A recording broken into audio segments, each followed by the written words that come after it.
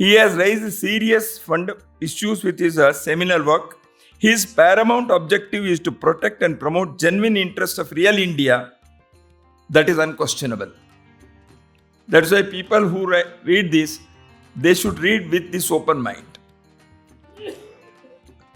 In this new book also, he has not only cautioned India and Indians about the forces inimical to India's interest, but also has tried to expose the strength and spread of the networks and their capacity to influence.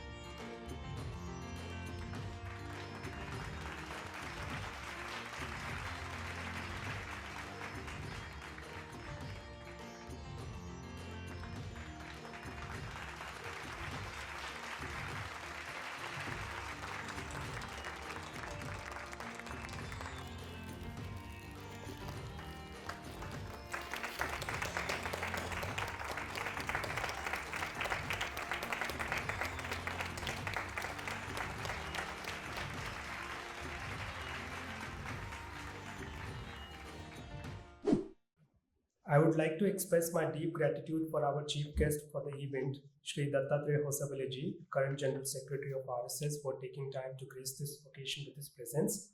May I now invite Shri Dattaji Hosabale to kindly come and address the gathering. Thank you.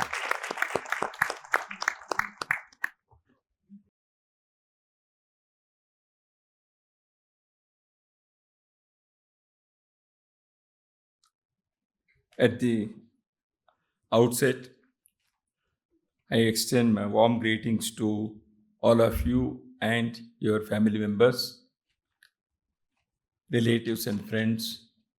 A very happy Navaratri and Dasara, the Vijayadashmi day, which is going to come after 9 nights or 9 days.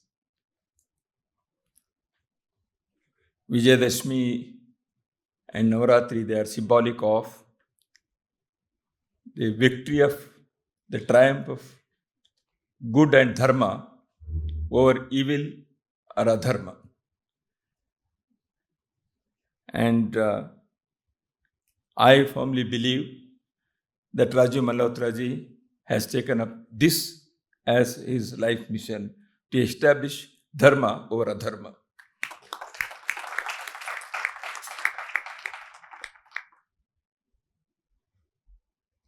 Nearly a month ago, Raju ji called me and he asked me to be in this function.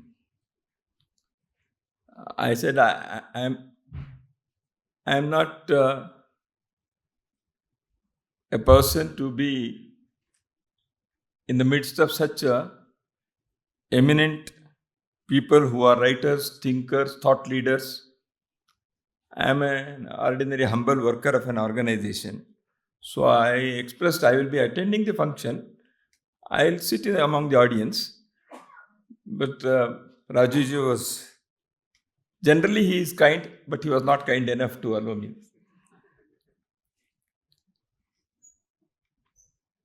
It's really wonderful to be in the midst of all of you today.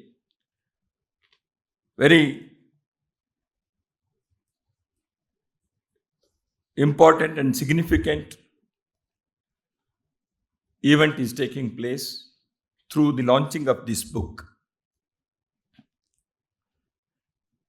Because this is the need of the hour, not only for India or Bharat, also for entire humanity. Because this mission of saving India and to declare that India is not for sale is not only in the interest of India, it is in the interest of mankind. Through this book, Rajiv Malhotra ji has once again proved that India's interest is uppermost in his mind. Rajiv ji is known, generally, it is written, it's printed in the book also in its introduction, as a researcher and public intellectual on cross-cultural encounters, etc. But while he is all these things, I want to say that he is deeply and firmly rooted in the great civilizational values of Hindu philosophy. That's what makes me not only admire him, but respect him. He is a modern time rishi. Rajiv ji speaks his mind without fear or favor. His writings are on the basis of hard research, which we all know very well. His academic rigor should be example for all researchers in universities. Rajiv ji is uncompromising in his arguments. These words, that unveiling uncomfortable truths, he enjoys in that. His conviction exudes confidence in others. On many occasions when I was discussing with him, not only that I do a lot of knowledge, but a sort of confidence. See, generally people, अब क्या हो गया, अब तो होगा नहीं, we can't do it, what will happen, complaining, defeating. Such mentality generally we see among people when things are not up to the mark which they expect. But Rajiv ji has been continuously, consistently, repeatedly he has been telling, ठीक है वो तो है, but what we can do to change it. That's why I feel that his conviction exudes confidence in others. His earlier books like Breaking India, Being Different, Indra's Net, book on Sanskrit, and other subjects have made the academic world of India and about India highly enriched, and they have shed newer lights on the issues. He has raised some fundamental questions on these issues. He has shaken the very fundamentals which were believed to be sacrosanct.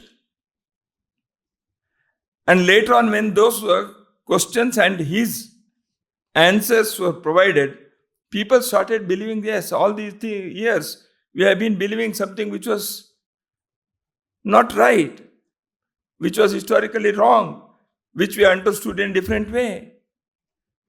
So, Rajiv ji has provided such knowledge to people who were misguided because of various reasons. His fascinating and original work to expose the networks in academic world that influence with ulterior motives has to be appreciated. The agenda-driven academic projects, many a time supported by Indians also, with or without their knowledge, are surely a matter of serious concern. The Breaking India forces within India and elsewhere in various garbs have to be challenged with academic fervor and counter movements. Rajiv ji, with like-minded persons like Vijaya, Viswanathan and many others, has been eminently doing this stupendous job. I haven't read the new book, Snakes in the Ganga, in detail, because therefore it's a late night. I arrived in Delhi and the book was there on the table, and I tried to flip through that, and yesterday I was away in Haryana for some other program. So it's such a fatty book, I cannot read within 2 nights and a day. However, I have flipped through things. Certain opinions in the book may not be acceptable to some, may not be palatable to some others, may be controversial for a few. But nonetheless, he has raised serious issues with his seminal work. His paramount objective is to protect and promote genuine interests of real India. That is unquestionable. That's why people who read this, they should read with this open mind. In this new book also, he has not only cautioned India and Indians about the forces inimical to India's interest, but also has tried to expose the strength and spread of the networks and their capacity to influence.